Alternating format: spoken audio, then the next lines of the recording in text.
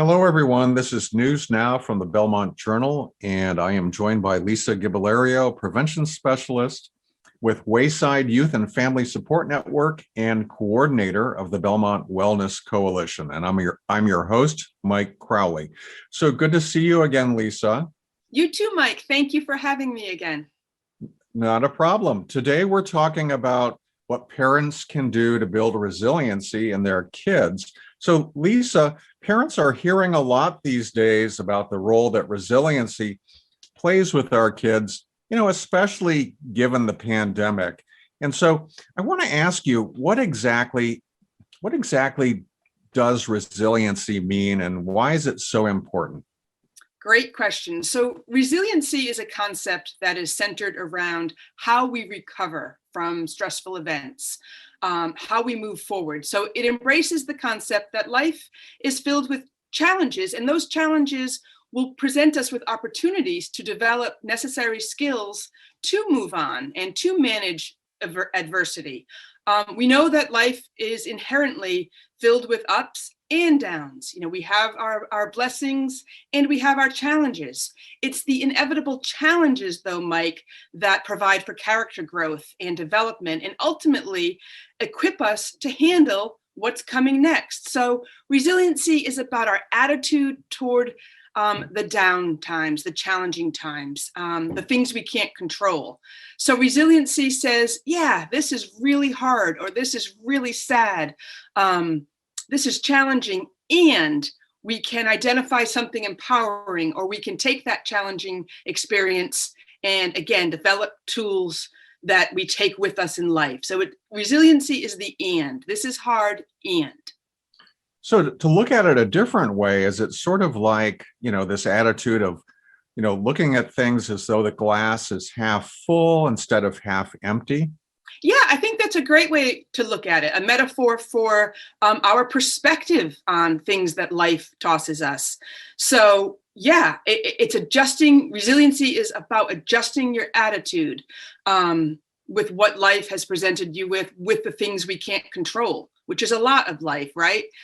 So with regard to the pandemic, experts have told parents all along that absolutely acknowledge how hard this has been for everyone, for our kids, for adults, for grandparents, but also to identify the silver linings, if you will.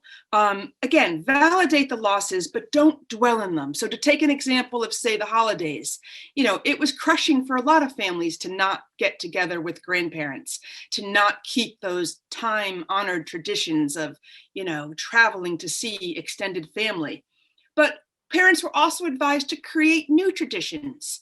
And maybe parents did that. And maybe going to the Boston Common was a new tradition that people did over Thanksgiving or Christmas, or making cards, or establishing a family hike in the woods, or doing something with neighbors. So again, parents are looking, Mike, we know this to be true, looking to their children, are looking to their parents to set the tone.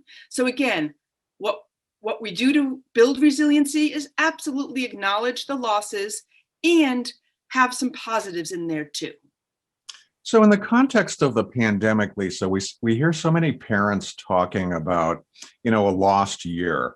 And so I want to ask you about this lost year kind of narrative that we hear from so many parents.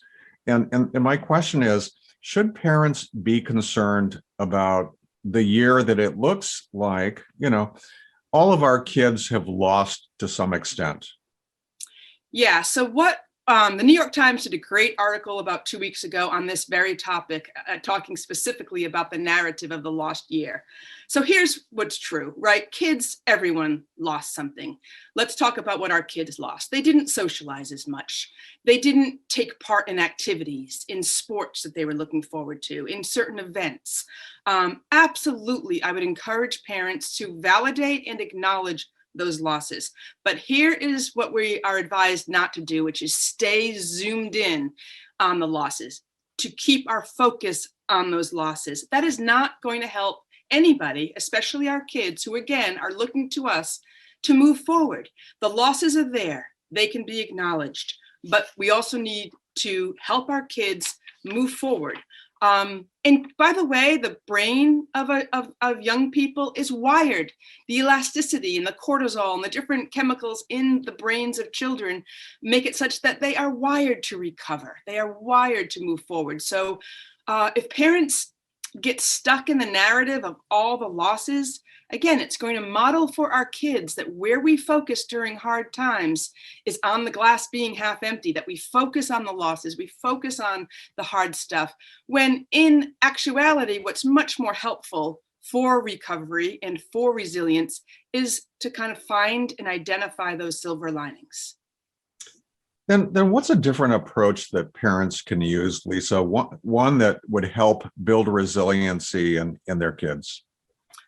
So again, to continue with the silver linings, we know, just looking at the pandemic, so if we want to build resiliency around the pandemic, we know that as much as there was a lot of loss and hardship, it wasn't all bad. Planet Earth came out ahead this past 14 months. There's less pollution.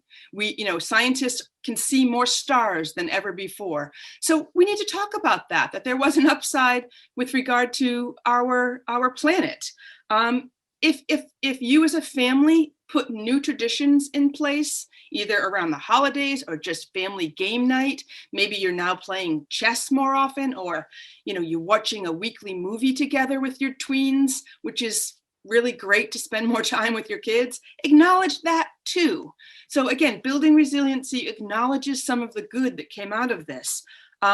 Maybe we finally cleaned out the garage. That's a good thing.